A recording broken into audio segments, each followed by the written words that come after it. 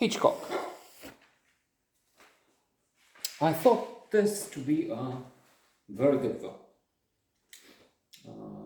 Clearly captivating, informative.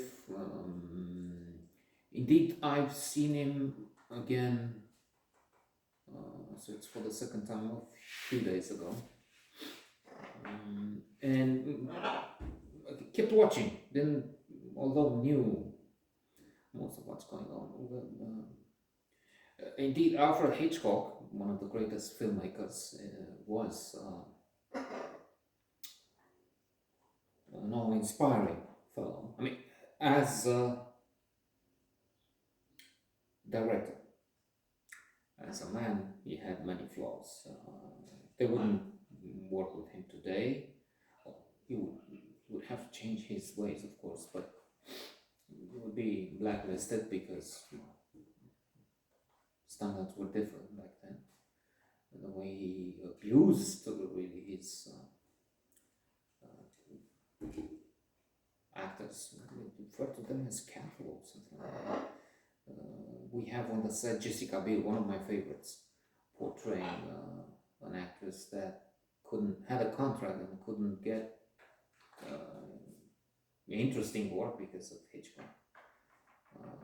Something of a pervert. We have that scene when he's watching through the hole. He has a hole made in the wall so that he can see the actresses undressing and so on. Celebrated as the ultimate author. Let's go back to our source of inspiration. Adventures in the Screenplay, William Goldman. Listed as one of the top 10 best books on cinema. Number one in our list. Books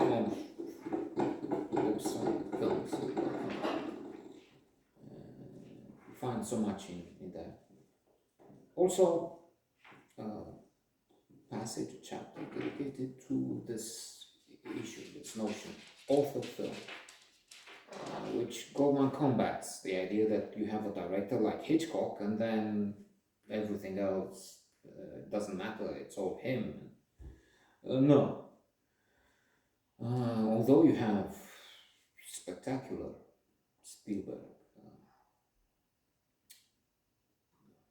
Scorsese, Stanley Kubrick, French directors, Godard, Truffaut. So Truffaut, by the way, has, I found on YouTube or something, the conversations, there's sort of a book conversation you can listen to between Truffaut, who went to interview Hitchcock on film. So that's interesting. That's also their top 20 books or materials on things. But still, as Goldman said, you have the director, that's important, but that's not it. You have at least 5 elements which are crucial. Screenwriter, Goldman was a screenwriter, winner of 2 Academy Awards. You have the actors, you have the producer, you have the team, and then on top of that, you have, for certain movies, elements that are sine qua non, without which, I mean, they make the film great. And the examples he gives, music for Chariots of Fire. Chariots of Fire would be unremarkable, maybe, without Vangelis, that brilliant theme. Fantastic, memorable.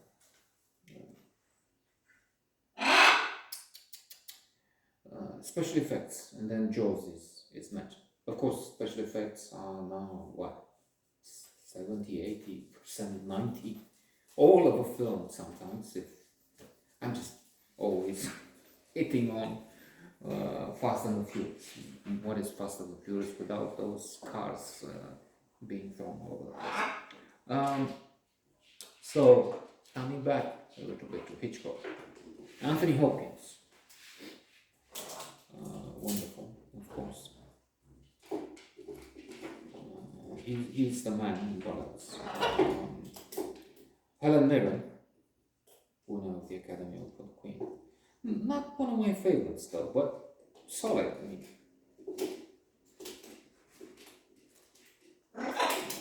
without being a preferred choice, if I were to, still I can see she's flawless. But so Scarlett Johansson, wonderful as Janet Leigh, the one that will start in the Psycho. Tony Collette, Jessica Biel favorite. Tony Collette also. So the film is about Hitchcock. Reveals it, but also Psycho, the making of Psycho, how difficult it was, how the studio refused to back it. Well, we agreed on sharing profits and distributing, without which I'm not sure if at that time, for a long period, the studios divided chunks between themselves, and they owned the cinema, the whole chain. I'm not sure if that was still the case at the time of Psycho. Still, to after difficult negotiations, to be the ones distributing, showing the film in cinemas.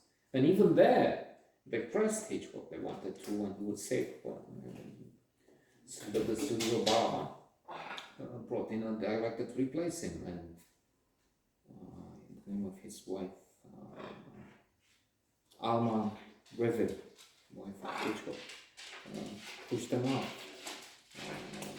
They wanted to see what he's doing. Now I have the final cut. Yeah, but show me. No. People were aghast at the story. How can you make a movie like that? He bought all the books. Fascinating details, as I said. Psycho, part of the history of cinema, one of them, a landmark that influenced all horror movies. Shower scene, the music, atmosphere, fabulous.